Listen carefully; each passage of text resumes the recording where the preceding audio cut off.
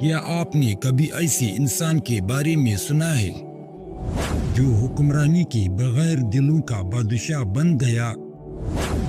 کیا واقعی ایک عام سا نوجوان دین، کردار اور خدمت کے ذریعے لاکھوں دلوں پر اثر ڈال سکتا ہے؟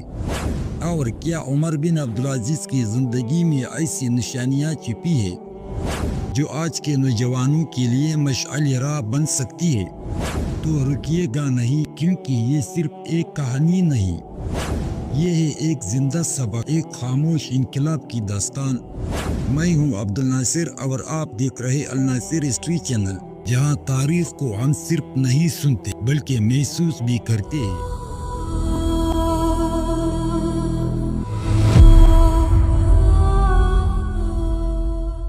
ابو حافظ حضرت عمر بن عبدالعزیز بن مروان بن حکیم خلفائے راشدین میں خلیفہ خامس ہے۔ وہ خلیفہ صالح کے نام سے بھی مشہور ہے۔ اکثر اکابر مسلمین کا قول ہے کہ خلفائے راشدین 5 ہے۔ حضرت عمر بن عبدالعزیز کے والد عبدالعزیز بن مروان مصر کے حاکم تھے۔ سنہ 24 ہجری میں عمر بن عبدالعزیز پیدا ہوئے۔ ان کے والدہ حضرت فاروق اعظم رضی اللہ عنہ کی پوتی یعنی عاصم بن عمر رضی اللہ عنہ کی بیٹی تھی۔ ان کے والد عبدالعزیز عبد الملک بن مروان کے بعد خلیفہ ہونے والے تھے، لیکن ان کا انتقال عبد الملک کے سامنے ہوا، لہٰذا وہ خلیفہ نہ ہو سکے۔ ان میں گھوڑے نے ان کو لات ماری تھی، ان کی چہرے پر اس کے زخم کا نشان تھا۔ فاروق اعظم رضی اللہ عنہ اکثر فرمایا کرتے تھے، میری اولاد میں سے ایک شخص ہوگا جس کے چہرے پر ایک داغ ہوگا اور وہ زمین کو عدل و انصاف سے بھر دے گا۔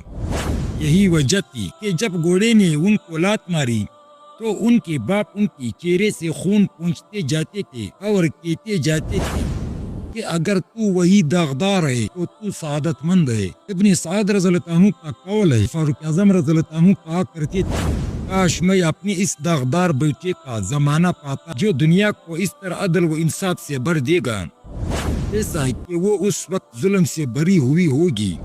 حضرت عمر بن عبدالعزیز کی خلافت کا زمانہ حضرت ابوبکر صدیق رضی اللہ عنہ کی عہد خلافت کی طرح بہت ہی مختصر ہے، لیکن جس طرح عہد صدیقی بہت ہی اہم اور قیمتی زمانہ تھا، اسی طرح حضرت عمر بن عبدالعزیز کی خلافت کا زمانہ بھی عالم اسلام کے لیے بہت قیمتی زمانہ تھا۔ بنو امیہ کی حکومت نے بتدریج لوگوں میں دنیا پرستی اور حق جا و مال پیدا کر کے آخرت کی طرف سے غفلت پیدا کر دی تھی۔ عمر بن عبدالعزیز کی چند روزہ خلافت نے یک لخت ان تمام خرابیوں کو دور کر کے مسلمانوں کو پھر روحانیت اور نیکی کی طرف راغب کر دیا۔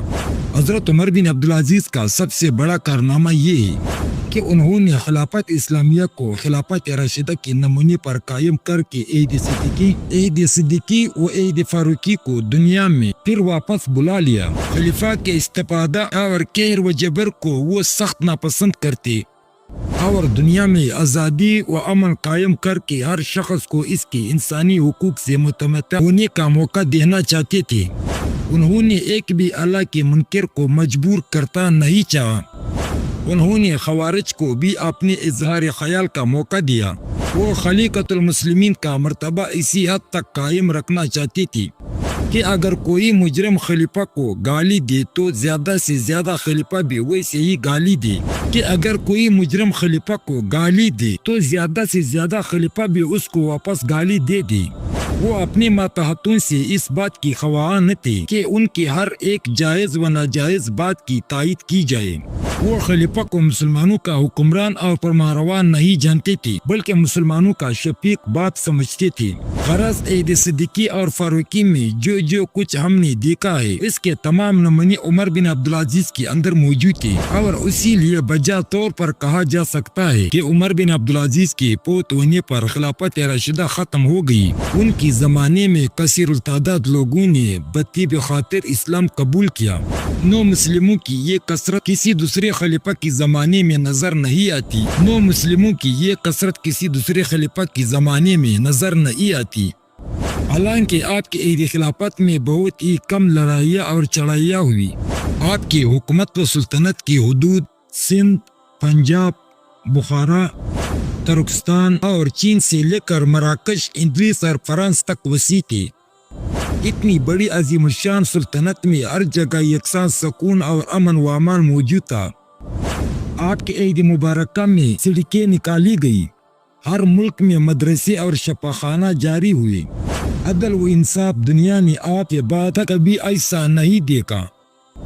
یہی وجہ تھی کہ آپ کے انتقال پر نہ صرف مسلمانوں کے گھروں میں ماتم ہوا، بلکہ مسلمانوں سے بڑھ کر عیسائی و یہودی سوگوار پائے گئے۔